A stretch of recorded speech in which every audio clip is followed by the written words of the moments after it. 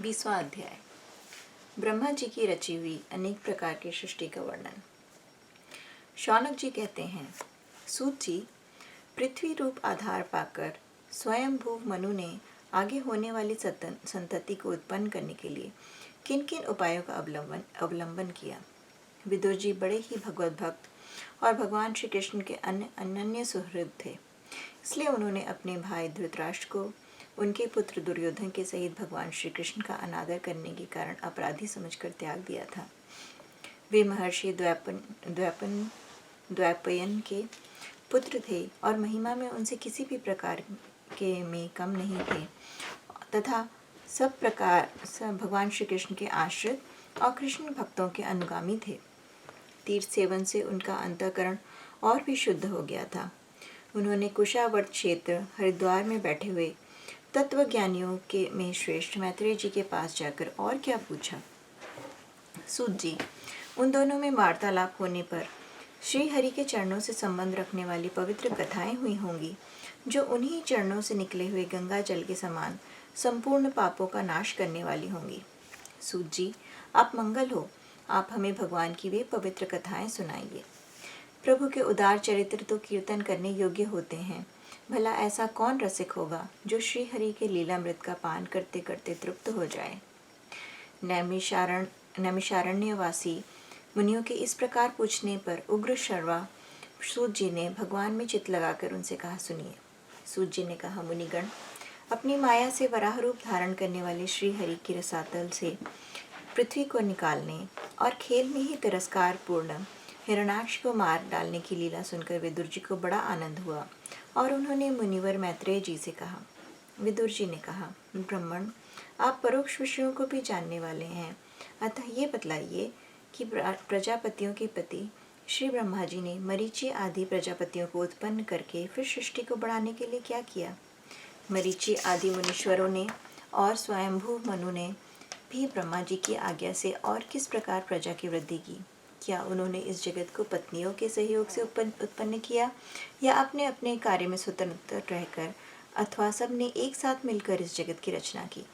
श्री मैत्रेय जी ने कहा, विदुर जी, जिसकी गति को जानना अत्यंत कठिन है, उस जीवों के प्रारब्ध, प्रकृति के नियंता पुरुष और काल, इन तीनों हेतुओं से तथा भगवान की सन्निधि से त्रिगुणमय प्रकृति में शोभ होने पर उसे महतत्व उत्पन्न हुआ। दैव की प्रेरणा से रजा प्रधान महतत्व से वैकारिक, जो कि सात्विक है, राजस और तामस, 3 प्रकार का अहंकार उत्पन्न हुआ। उसने आकाशादि 5 तत्व के अनेक वर्ग उत्पन्न किए। वर्ग का यहाँ पे एक्सप्लेनेशन है। पंच तन्मात्र, 5 महाभूत, 5 ज्ञानेन्द्रिय, 5 कर्मेंद्रिय और उनके 5 देवता, इन्हीं 6 वर्गों का यहाँ संकेत समझना चाहिए। उन्होंने आकाशादि 5 तत्वों के अनेक वर्ग प्रकट किए। वे सब अलग अलग रहकर भूतों के कार्य रूप ब्रह्मांड की रचना नहीं कर सकते थे, इसलिए उन्होंने भगवान की शक्ति से परस्पर संगठित होकर एक सुवर्ण वर्ण अंड की रचना की। वह अंड चेतना शून्य अवस्था में 1000 वर्षों से भी अधिक समय तक कारणाब्दि के जल में पड़ा रहा। फिर उसमें श्री भगवान ने प्रवेश किया। उसमें अधिष्ठित होने पर उनकी नाभि से सहस्र सूर्यों के समान अत्यंत दैदीप्यमान एक कमल प्रकट हुआ, जो संपूर्ण जीव समुदाय का आश्रय था। उसी से स्वयं ब्रह्मा जी का भी आविर्भाव हुआ। जब ब्रह्मांड के गर्भरूप जल में शयन करने वाले श्री नारायण देव ने ब्रह्मा जी के अंतःकरण में प्रवेश किया, तब वे पूर्व कल्पों में अपने ही द्वारा निश्चित की हुई नाम रूपमयी व्यवस्था के अनुसार लोगों की रचना करने लगे। सबसे पहले उन्होंने अपनी छाया से तामिस्त्र, अंधतामिस्त्र, तम, मोह और महामोह, ये 5 प्रकार की अविद्या उत्पन्न की। ब्रह्मा जी को अपना वह तमोमय शरीर अच्छा नहीं लगा, अतः उन्होंने उसे त्याग दिया। तब जिससे भूख प्यास की उत्पत्ति होती है, वैसे रात्रि रूप उस शरीर को उसी से उत्पन्न हुए यक्ष और राक्षसों ने ग्रहण कर लिया। उस समय भूख प्यास से अभिभूत होकर वे ब्रह्मा जी को खाने दौड़ पड़े और कहने लगे, इसे खा जाओ, इसकी रक्षा मत करो, क्योंकि वे भूख प्यास से व्याकुल हो रहे थे। ब्रह्मा जी ने घबराकर उनसे कहा, अरे यक्ष राक्षसों, तुम मेरी संतान हो, इसलिए मुझे भक्षण मत करो, मेरी रक्षा करो। उनमें से जिसने कहा खा जाओ वे यक्ष हुए, और जिन्होंने कहा रक्षा मत करो वे राक्षस कहलाए। फिर ब्रह्मा जी ने सात्विक की प्रभा से दैदीप्यमान होकर मुख्य मुख्य देवताओं की रचना की। उन्होंने क्रीड़ा करते हुए ब्रह्मा जी के त्यागने पर उनका वह दिन रूप प्रकाश में शरीर ग्रहण किया। इसके पश्चात ब्रह्मा जी ने अपने जघन देश से कामासक्त असुरों को उत्पन्न किया। वे अत्यंत कामलोलुप होने के कारण उत्पन्न होते ही मैथुन के लिए ब्रह्मा जी की ओर चले। यह देखकर पहले तो वे हंसे, किंतु फिर उन निर्लज असुरों को अपने पीछे लगा देखकर भयभीत और क्रोधित होकर बड़े जोर से भागे। तब उन्होंने भक्तों पर कृपा करने के लिए उनकी भावना के अनुसार दर्शन देने वाले शरणागत वत्सल वरदायक श्री हरि के पास जाकर कहा, परमात्मन मेरी रक्षा कीजिए। मैंने तो आपकी ही आज्ञा से प्रजा उत्पन्न की थी, किंतु यह तो पाप में प्रवृत्त होकर मुझे ही तंग करने चली है। नाथ, एकमात्र आप ही दुखी जीवों का दुख दूर करने वाले हैं, और जो आपकी चरण शरण में नहीं आते उन्हें दुख देने वाले तो एकमात्र आप ही हैं। प्रभु तो प्रत्यक्षवत सबके हृदय की जानने वाले हैं। उन्होंने ब्रह्मा जी की आतुरता देखकर कहा, तुम अपने इस काम कलुषित शरीर को त्याग दो। भगवान के यों कहते ही उन्होंने वह शरीर भी छोड़ दिया। ब्रह्मा जी का छोड़ा हुआ वह शरीर एक सुंदर स्त्री संध्या देवी के रूप में परिणत हो गया। उनके चरण कमलों में पायजेब झंकृत हो रहे थे, उनकी आंखें मतवाली हो रही थी और कमर करधनी की लड़ों से सुशोभित सजीली साड़ी से ढकी हुई थी। उनके उभरे हुए स्तन इस प्रकार एक दूसरे से सटे हुए थे कि उनके बीच में कोई अंतर ही नहीं रह गया था। उनकी नासिका और दंतावली बड़ी ही सुघड़ थी तथा वह मधुर मधुर मुस्कुराते हुए असुरों की ओर हाव भावपूर्ण दृष्टि से देख रही थी। वह नीली नीली अलकावली से सुशोभित सुकुमारी मानो लज्जा के मारे अपने अंचल में ही सिमटी जाती थी। विदुर जी उस सुंदर स्त्री को देखकर सबके सब असुर मोहित हो गए। अहो, इसका कैसा विचित्र रूप, कैसा अलौकिक धैर्य और कैसी नई अवस्था है। देखो, हम काम पीड़ितों के बीच यह कैसी बेपरवाह से विचर रही है। इस प्रकार उन कुबुद्धि दैत्यों ने स्त्री रूपिणी संध्या के विषय में तरह तरह के तर्क वितर्क करके फिर उसका बहुत आदर करते हुए प्रेम पूर्वक पूछा, सुंदरी, तुम कौन हो और किसकी पुत्री हो? भामिनी, यहाँ तुम्हारे आने का क्या प्रयोजन है? तुम अपने अनूप रूप का यह बेमोल सौदा दिखाकर हम अभागों को क्यों तरसा रही हो? अबले तुम कोई भी क्यों न हो, हमें तुम्हारा दर्शन हुआ, यह बड़े सौभाग्य की बात है। तुम अपनी गेंद उछाल उछाल कर तो हम दर्शकों के मन को मथे डालती हो।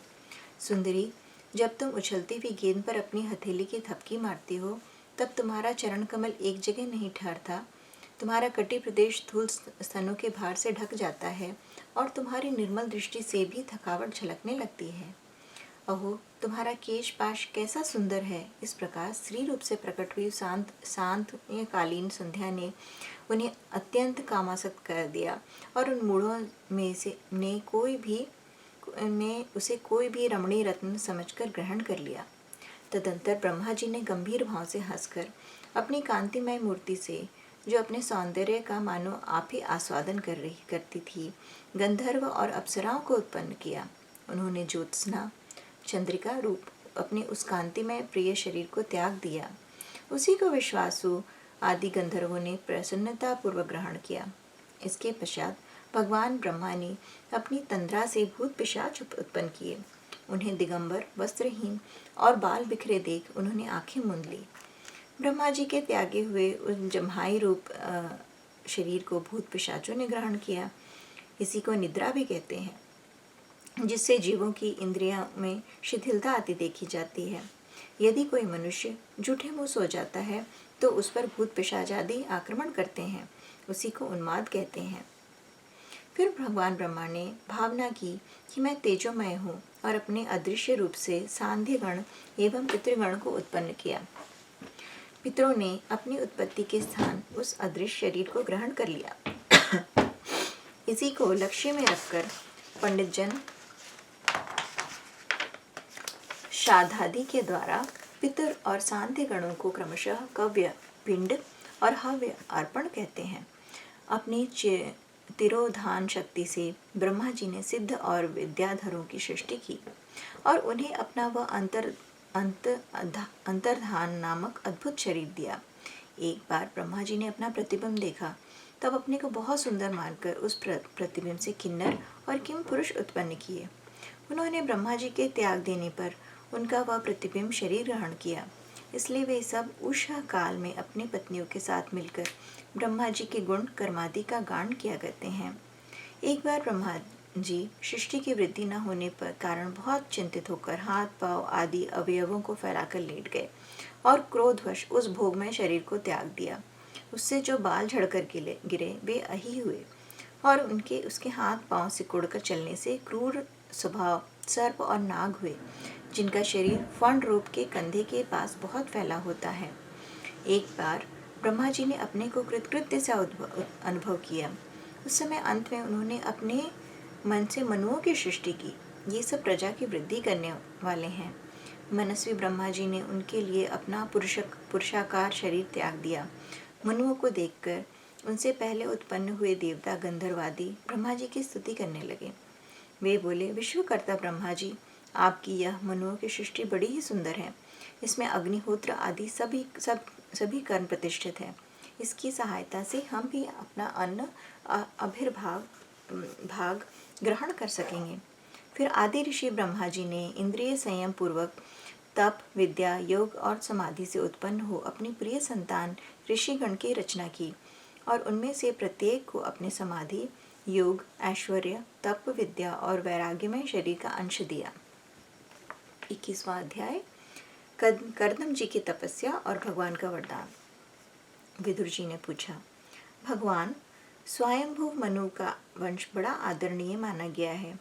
उसमें मैथुन धर्म के द्वारा प्रजा की वृद्धि हुई थी। अब आप मुझे उसी की कथा सुनाइए। ब्राह्मण, आपने कहा था कि स्वयंभू मनु के पुत्र प्रियव्रत और उत्तानपाद ने 7 द्वीपों वाली पृथ्वी का धर्मपूर्वक पालन किया था तथा उनकी पुत्री, जो देवहूति नाम से विख्यात है, कर्दम प्रजापति को ब्याही गई थी। देवहूति योग के लक्षण यमादि से उत्पन्न थी। उससे महायोगी कर्दम जी ने कितनी संतानें उत्पन्न की, वह सब प्रसंग आप मुझे सुनाइए। मुझे उसके सुनने की बड़ी इच्छा है। इसी प्रकार भगवान रुचि और ब्रह्मा जी के पुत्र दक्ष प्रजापति ने भी मनुओं की कन्याओं का पाणी ग्रहण करके उनसे किस प्रकार क्या क्या संतान उत्पन्न की, यह सब चरित्र भी मुझे सुनाइए। मैत्रेय जी ने कहा, विदुर जी, जब ब्रह्मा जी ने भगवान कर्दम को आज्ञा दी कि तुम संतान की उत्पत्ति करो, तो उन्होंने 10,000 वर्षों तक सरस्वती नदी के तीर पर तपस्या की। वे एकाग्र चित्त से प्रेम पूर्वक पूजनोपचार कर द्वारा शरणागत वरदायक श्रीहरि की आराधना करने लगे। तब सतयुग के आरंभ में कमल नयन भगवान श्रीहरि ने उनकी तपस्या से प्रसन्न होकर उन्हें अपने शब्द ब्रह्ममय स्वरूप से मूर्तिमान होकर दर्शन दिए। भगवान की वह भव्य मूर्ति सूर्य के समान तेजोमय थी। वे गले में श्वेत कमल और कुमुद के फूलों की माला धारणा किए हुए थे। मुख कमल नीली और चिकनी अलकावली से सुशोभित था। वे निर्मल वस्त्र धारण किए हुए थे। सिर पर झलमिलाता हुआ सुवर्णमय मुकुट, कानों में जगमगाते हुए कुंडल और कर कमलों में शंख, चक्र, गदा आदि आयुध विराजमान थे। उनमें उनके एक हाथ में क्रीड़ा के लिए श्वेत कमल सुशोभित था। प्रभु की मधुर मुस्कानमयी चितवन चित्त को चुराए लेती थी। उनके चरण कमल गरुड़ जी के कंधों पर विराजमान थे तथा वक्षस्थल में श्री लक्ष्मी जी और कांठ में कौतुभ मणि सुशोभित थी। प्रभु के इस आकाश स्थित मनोहर मूर्ति का दर्शन करके कर्दम जी को बड़ा हर्ष हुआ, मानो उनकी सभी कामनाएं पूर्ण हो गईं। उन्होंने सानंद हृदय से पृथ्वी पर सिर टेककर भगवान को साष्टांग प्रणाम किया और फिर प्रेम प्रवण चित्त से हाथ जोड़कर सुमधुर वाणी से वे उनकी स्तुति करने लगे। कर्दम जी ने कहा, स्तुति करने योग्य परमेश्वर, आपके संपूर्ण सत्वगुण के आधार हैं। आप संपूर्ण सत्वगुण के आधार हैं। योगी जन उत्तरोत्तर शुभ योनियों में जन्म लेकर अंत में योगस्थ होने पर आपके दर्शनों की इच्छा करते हैं। आज आपका वही दर्शन पाकर हमें नेत्रों का फल मिल गया। आपके चरण कमल भवसागर से पार जाने के लिए जहाज हैं। जिनकी बुद्धि आपकी माया से मारी गई है, वे भी उन तुच्छ क्षणिक विशेष सुखों के लिए जो नरक में भी मिल सकते हैं, उन चरणों का आश्रय लेते हैं। किंतु स्वामिन, आप तो उन्हें वे विषय योग भी दे देते हैं। प्रभु, आप कल्प वृक्ष हैं। आपके चरण समस्त मनोरथों को पूर्ण करने वाले हैं। मेरा हृदय काम कलुषित है। मैं भी आपके अपने अनुरूप स्वभाव वाली और गृहस्थ धर्म में पालन में सहायक शीलवती कन्या से विवाह करने के लिए आपके चरण कमलों की शरण में आया हूँ। सर्वेश्वर, आप संपूर्ण लोकों के अधिपति हैं। नाना प्रकार की कामनाओं में फंसा हुआ यह लोक आपकी वेदवाणी रूप डोरी में बंधा हुआ है। धर्म मूर्ते, उसी का अनुगमन करता हुआ मैं भी काल रूप आपको आज्ञा पालन रूप पूजोपहार आदि समर्पित करता हूँ। पूजोपहार आदि समर्पित करता हूँ। प्रभु, आपके भक्त विषयाशक्त लोगों और उन्हीं के मार्ग का अनुसरण करने वाले मुझ जैसे कर्मजड़ पशुओं को कुछ भी न गिनकर आपके चरणों की छत्र छाया का ही आश्रय लेते हैं और तथा परस्पर आपके गुणगान रूप मादक सुधा का ही पान करके अपने शुद्धा पिपास आदि देह धर्मों को शांत करते रहते हैं। प्रभु, यह कालचक्र बड़ा प्रबल है। साक्षात ब्रह्म ही इनके घूमने की धुरी हैं। अधिक मास सहित 13 महीने अरे हैं। 360 दिन जोड़ हैं। शह ऋतु नेमी हाल हैं। अनंत क्षणपल आदि इसमें पत्राकार धाराएं हैं तथा 3 चातुर्मास्य इसके आधारभूत नाभि हैं। यह अत्यंत वेगवान संवत्सर रूप काल चक्र चराचर जगत की आयु का छेदन करता हुआ घूमता रहता है, किंतु आपके भक्तों की आयु का ह्रास नहीं कर सकता। भगवान, जिस प्रकार मकड़ी स्वयं ही जाले को फैलाती, उसकी रक्षा करती और अंत में उसे निगल जाती है, उसी प्रकार आप अकेले ही जगत की रचना करने के लिए अपने से अभिन्न अपनी योग माया को स्वीकार करके उससे अभिव्यक्ति हुई अपनी सात्वादी शक्तियों द्वारा स्वयं ही इस जगत की रचना पालन और संहार करते हैं। प्रभु, इस समय आपने हमें तुलसी माला मंडित माया से परिचिन्न से दिखाई देने वाली सुगुण मूर्ति से दर्शन दिया है। आप हम भक्तों को जो शब्दादि विषय सुख प्रदान करते हैं वे माइक होने के कारण यद्यपि आपको पसंद नहीं हैं, तथापि परिणाम में हमारा शुभ करने के लिए वे हमें प्राप्त हों। नाथ, आप स्वरूप से निष्क्रिय होने पर भी माया के द्वारा सारे संसार का व्यवहार चलाने वाले हैं और थोड़ी सी उपासना करने वाले पर भी समस्त अभिलषित वस्तुओं की वर्षा करते रहते हैं। आपके चरण कमल वंदनीय हैं। मैं आपको बार बार नमस्कार करता हूँ। मैत्रेय जी करते हैं, भगवान की भौहें प्रणय मुस्कान भरी चितवन से चंचल हो रही थीं। वे गरुड़ जी के कंधे पर विराजमान थे। जब कर्दम जी ने इस प्रकार निष्कपट भाव से उनकी स्तुति की, तब वे अमृतमयी वाणी से कहने लगे। श्री भगवान ने कहा, जिसके लिए तुमने आत्म संयमादि के द्वारा मेरी आराधना की है, तुम्हारे हृदय के उस भाव को जानकर मैं पहले से ही उसकी व्यवस्था कर दी है। प्रजापते, मेरी आराधना तो कभी भी निष्फल नहीं होती, फिर जिनका चित्त निरंतर एकांत रूप से मुझ में ही लगा रहता है, उन तुम जैसे महात्माओं के द्वारा की हुई उपासना का तो और भी अधिक फल होता है। प्रसिद्ध यशस्वी सम्राट स्वयंभू मनु ब्रह्मावर्त में रहकर 7 समुद्र वाली सारी पृथ्वी का शासन करते हैं। प्रियवर, वे परम धर्मज्ञ महाराज महारानी शत्रुपा के साथ तुमसे मिलने के लिए परसों यहाँ आएंगे। उनकी एक रूप यौवन शील और गुणों से संपन्न श्याम लोचना कन्या इस समय विवाह के योग्य है। प्रजापति, तुम सर्वार्थ उसके योग्य हो, इसलिए वे तुम्ही को वह कन्या अर्पण करेंगे। ब्राह्मण गण अनेकों वर्षों में तुम्हारा चित्त जैसी भार्या के लिए समाहित रहा है, वह शीघ्र ही वह राजकन्या तुम्हारी वैसी ही पत्नी होकर यथेष्ट सेवा करेगी। वह तुम्हारा वीर्य अपने गर्भ में धारण करके उससे 9 कन्याएं उत्पन्न करेंगी और तुम्हारी उन कन्याओं से लोक रीति के अनुसार मरीचि आदि ऋषिगण पुत्र उत्पन्न करेगी। तुम भी मेरी आज्ञा का अच्छी तरह पालन करने से शुद्ध चित्त हो, फिर अपने सब कर्मों का फल मुझे अर्पण करके मुझको ही प्राप्त होवोगे। जीवों पर दया करते हुए तुम आत्मज्ञान प्राप्त करोगे और फिर सबको अभयदान दे अपने सहित संपूर्ण जगत को मुझ में और मुझको अपने में स्थित देखोगे। महामुनि, मैं भी अपने अंश काल रूप से तुम्हारे वीर द्वारा तुम्हारी पत्नी देवहूति के गर्भ में अवतीर्ण होकर सांख्य शास्त्र की रचना करूँगा। मैत्रेय जी कहते हैं, विदुर जी, कर्दम ऋषि ने इस प्रकार संभाषण करके से इस प्रकार संभाषण करके इंद्रियों के अंतर्मुख होने पर प्रकट होने वाले श्री हरि सरस्वती नदी में से घिरे हुए बिंदुसर तीर्थ से, जहाँ कर्दम ऋषि तप कर रहे थे, अपने लोक को चले गए। भगवान के सिद्धि मार्ग वैकुंठ मार्ग की सभी सिद्धेश्वर प्रशंसा करते हैं। वे कर्दम जी के देखते देखते अपने लोक को सुधार गए। उस समय गरुड़ जी के पक्षों से जो शाम की आधारभूता ऋचाएँ निकल रही थीं, उन्हें वे सुनते जाते थे। विदुर जी श्री हरि के चले जाने पर भगवान कर्दम उनके बताए हुए समय की प्रतीक्षा करते हुए बिंदु सरोवर पर ही ठहरे रहे। वीरवर इधर मनु जी ने भी महारानी शत्रुपा के साथ सुवर्ण जयत्युत रथ पर सवार होकर तथा उस पर अपनी कन्या को भी बैठाकर पृथ्वी पर विचरते हुए जो दिन भगवान ने बताया था, उस दिन शांति परायण महर्षि कर्दम के उस आश्रम पर पहुंचे। सरस्वती के जल से भरा हुआ यह बिंदु सरोवर वह स्थान है जहाँ अपने शरणागत भक्त कर्दम जी के प्रति उत्पन्न हुए अत्यंत करुणा के वशीभूत हुए भगवान के नेत्रों से आंसुओं की बूंदें गिरी थी। यह तीर्थ बड़ा पवित्र है। इसका जल कल्याणमय और अमृत के समान मधुर है तथा महर्षिगण सदा इसका सेवन करते हैं।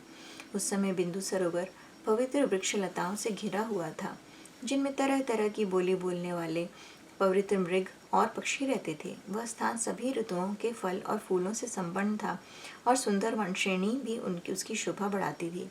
वहाँ झुंड के झुंड मतवाले पक्षी चहक रहे थे, मतवाले भौरे मंडरा रहे थे, उन्मत्त मयूर अपने पिछ फैला कर नटकी भांति नृत्य कर रहे थे और मतवाले कोकिल कुहू कुहू करके मानो एक दूसरे को बुला रहे थे। वह आश्रम कदम, चंपक, अशोक, करंज, बकुल, असन, कुंद, मंदार, कुटज और नए नए आम के वृक्षों से अलंकृत था। वहाँ जलकाज, बत्तख आदि जल पर तैरने वाले पक्षी, हंस, कुरर, जलमुर्ग, सारस, चकवा और चकोर मधुर स्वर से कलरव कर रहे थे। हरिण, सुअर, स्याही, नीलगाय, हाथी, लंगूर, सिंह, वानर, नेवले और कस्तूरी मृग आदि पशुओं से भी वह आश्रम घिरा हुआ था। आदिराज महामुनि महाराज मनु ने उस उत्तम तीर्थ में कन्या के सहित पहुंचकर देखा कि मुनिवर कर्दम अग्निहोत्र से निवृत्त होकर बैठे हैं। बहुत दिनों तक उग्र तपस्या करने के कारण वे शरीर से बड़े तेजस्वी दिख पड़ते थे और भगवान के स्नेह पूर्ण चितवन के दर्शन तथा उनका उच्चारण किए हुए कर्णामृत रूप सुमधुर वचनों को सुनने से इतने दिनों पर तपस्या करने पर भी वे विशेष दुर्बल नहीं जान पड़ते थे। उनका शरीर लंबा था, नेत्र कमलदल के समान विशाल और मनोहर थे, सिर पर चटाएं सुशोभित थी और कमर में चीर वस्त्र थे। वे निकट से देखने पर बिना सान पर चढ़ी हुई महामूल्य मणि के समान मलिन जान पड़ते थे। महाराज स्वयंभू मनु को अपनी कुटी में आकर प्रणाम करते देख उन्हें आशीर्वाद से प्रसन्न किया और यथोचित आतिथ्य की रीति से उनका स्वागत सत्कार किया। जब मनु जी उनकी पूजा ग्रहण कर स्वस्थ चित्त से आसन कर बैठ गए, तब मुनिवर कर्दम ने भगवान की आज्ञा का स्मरण कर उन्हें मधुर वाणी से प्रसन्न करते हुए इस प्रकार कहा, देव, आप भगवान विष्णु की पालन शक्ति रूप हैं, इसलिए आपका घूमना फिरना निसंदेह सज्जनों की रक्षा और दुष्टों के संहार के लिए ही होता है। आप साक्षात विशुद्ध विष्णु रूप हैं तथा भिन्न भिन्न कार्यों के लिए सूर्य, चंद्र, अग्नि, इंद्र, वायु, यम, धर्म और वरुण आदि रूप धारण करते हैं। आपको नमस्कार है।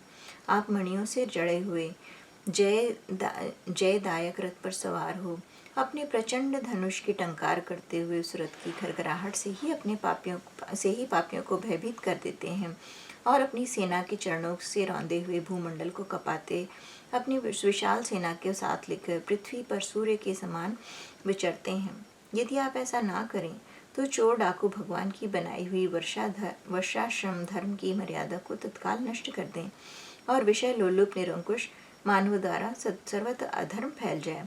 यदि आप संसार की ओर से निश्चिंत हो जाएं, तो यह लोक दुराचारियों के पंजे में पड़कर नष्ट हो जाए। तो भी वीरवर, मैं आपसे पूछता हूँ कि इस समय यहाँ आपका आगमन किस प्रयोजन से हुआ है। मेरे लिए जो आज्ञा होगी उसे मैं निष्कपट भाव से सहर्ष स्वीकार करूँगा। 22वां अध्याय, देवहूति के साथ कर्दम प्रजापति का विवाह। मैत्रेय जी कहते हैं, विदुर जी, इस प्रकार जब कर्दम जी ने मनु जी के संपूर्ण गुणों और कर्मों की श्रेष्ठता का वर्णन किया, तो उन्होंने उन निवृत्ति परायण मुनि से कुछ सकुचाकर कहा। मनु जी ने कहा, मुने, वेद मूर्ति भगवान ब्रह्मा ने अपने वेदमय विग्रह की रक्षा के लिए तप, विद्या और योग से संपन्न तथा विषयों में अनासक्त आप ब्राह्मणों को अपने मुख से प्रकट किया है, और फिर उन सहस्र चरणों वाले विराट पुरुष ने आप लोगों की रक्षा के लिए ही अपने सहस्र भुजाओं से हम क्षत्रियों को उत्पन्न किया है। इस प्रकार ब्राह्मण उनके हृदय और क्षत्रिय शरीर कहलाते हैं। अतः एक ही शरीर से संबद्ध होने के कारण अपनी अपनी और एक दूसरे की रक्षा करने वाले उन ब्राह्मणों और क्षत्रियों की वास्तव में श्रीहरि ही रक्षा करते हैं, जो समस्त कार्य कारण रूप होने पर भी वास्तव में निर्विकार हैं। आपके दर्शन मात्र से ही मेरे सारे संदेह दूर हो गए, क्योंकि आपने मेरी प्रशंसा की मुझसे स्वयं ही प्रजापालन की इच्छा वाले राजा के धर्मों का बड़े प्रेम से निरूपण किया। आपका दर्शन अजितेंद्रिय पुरुषों को बड़ा दुर्लभ है। मेरा बड़ा भाग्य है जो मुझे आपका दर्शन हुआ और मैं आपके चरणों की मंगलमय रज अपने सिर पर चढ़ा सका।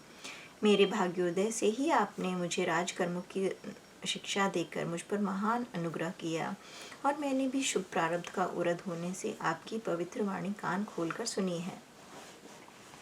मुने, इस कन्या के स्नेहवश मेरा चित्त बहुत चिंताग्रस्त हो रहा है, अतः मुझ दीन की यह प्रार्थना आप कृपा पूर्वक सुने।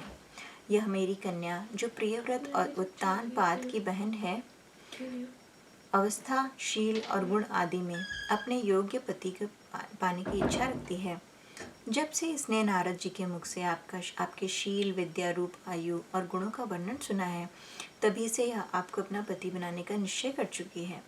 द्विजवर, मैं बड़ी श्रद्धा से आपको यह कन्या समर्पित करता हूँ, आप इसे स्वीकार कीजिए। यह गृहस्थ योचित कार्यों के लिए सब प्रकार से योग्य है। जो भोग स्वतः प्राप्त हो जाए उसकी अवहेलना करना विरक्त पुरुष को भी उचित नहीं है। फिर विषयासक्त की तो बात ही क्या है। जो पुरुष स्वयं प्राप्त किए हुए भोग का निरादर करके किसी कृपण के आगे हाथ पसारता है, उसका बहुत फैला हुआ यश भी नष्ट हो जाता है और दूसरों के तिरस्कार से मान भंग हो जाता है। विद्वान, मैंने सुना है आप विवाह करने के लिए उद्यत हैं। आपका ब्रह्मचर्य एक सीमा तक है। आप नैष्ठिक ब्रह्मचारी तो हैं नहीं, इसलिए अब आप इस कन्या को स्वीकार कीजिए। मैं इसको आपको अर्पित करता हूँ। श्री कर्दम मुनि ने कहा, ठीक है, मैं विवाह करना चाहता हूँ और आपकी कन्या का किसी का साथ वागदान नहीं हुआ है, इसलिए हम दोनों का सर्वश्रेष्ठ ब्राह्म विधि से विवाह होना ही उचित होगा। ब्राह्म का मतलब यहाँ बताया हुआ है। मनुस्मृति में 8 प्रकार के विवाहों का उल्लेख किया जाता है। ब्राह्म, देव, आर्ष, प्राजापत्य, आसुर, गांधर्व, राक्षस और पैशाच। इनके लक्षण वही 3 अध्याय में देखने चाहिए। इनमें सबसे श्रेष्ठ माना गया है। इसमें पिता योग्य वर को कन्या का दान करता है। राजन, वेदोक्त विवाह विधि में प्रसिद्ध जो गृभणामि ते इत्यादि मंत्रों में बताया हुआ काम संतानोत्पादन रूप मनोरथ है, वह आपकी इस कन्या के साथ हमारा संबंध होने से सफल होगा। भला जो अपनी अंग कांति से आभूषण आदि की शोभा को भी तिरस्कृत कर रही है, आपकी उस कन्या का कौन आदर न करेगा।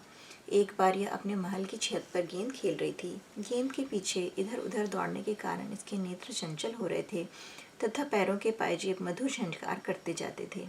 उस समय इसे देखकर विश्वावसु गंधर्व मोहवश अचेत होकर अपने विमान से गिर पड़ा था।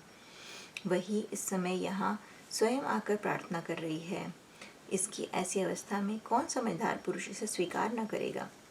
यह तो साक्षात आप महाराज श्री स्वयंभू मनु की दुलारी कन्या और उत्तानपाद की प्यारी बहन है तथा यह रमणियों में रत्न के समान है। जिन लोगों ने कभी श्री लक्ष्मी जी के चरणों की उपासना नहीं की है, उन्हें तो इसका दर्शन भी नहीं हो सकता। अतः मैं आपकी इस साध्वी कन्या को अवश्य स्वीकार करूँगा, किंतु एक शर्त के साथ। जब तक इसके संतान न हो जाएगी तब तक मैं गृहस्थ धर्मानुसार इसके साथ रहूँगा। इसके बाद भगवान के बताए हुए संन्यास प्रधान हिंसा रहित शम दाम आदि धर्मों को ही अधिक महत्व दूंगा, जिनसे इस विचित्र जगत की उत्पत्ति हुई है। जिसमें जिनमें यह लीन हो जाता है और जिसके आश्रय से स्थित है, मुझे तो वे प्रजापतियों के भी पति भगवान श्री अनंत ही सबसे अधिक मान्य हैं। मैत्रेय जी ने कहा, प्रचंड धनुर्धर विदुर, कर्दम जी केवल इतना ही कह सके। फिर वे हृदय में भगवान कमलाभ का ध्यान करते हुए मौन हो गए। उस समय उनके मंद हास्योक्त मुख कमल को देखकर देवहूति का चित्त लुभा गया। मनु जी ने देखा कि इस संबंध में महारानी शत्रुपा और राजकुमारी की स्पष्ट अनुमति है, अतः उन्होंने अनेक गुणों से संपन्न कर्दम जी को उन्हीं के द्वार समान गुणवती कन्या का प्रसन्नतापूर्वक दान कर दिया। महारानी शत्रुपा ने भी बेटी और दामाद को बड़े प्रेम पूर्वक बहुत ही बहुमूल्य वस्त्र, आभूषण और गृहस्थ उचित पात्रादि दहेज में दिए। इस प्रकार सुयोग वर्ण को अपनी कन्या देकर भगवान मनु निश्चिंत हो गए। चलती बार उसका विरोध न सह सकने के कारण उन्होंने उत्कंठावश विवलचित होकर उन्हें अपनी छाती से चिपटा दिया और बेटी बेटी कहकर रोने लगे। उनकी आंखों से आंसुओं की झड़ी लग गई और उनसे उन्होंने देवहूति के सिर के सारे बाल भिगो दिए। फिर वे मुनिवर कर्दम से पूछकर उनकी आज्ञा ले रानी के सहित रथ पर सवार हुए और अपने सेवकों सहित ऋषिकुल सेवित सरस्वती नदी के दोनों तीरों पर मुनि के आश्रमों की शोभा देखते हुए अपनी राजधानी में चले आए।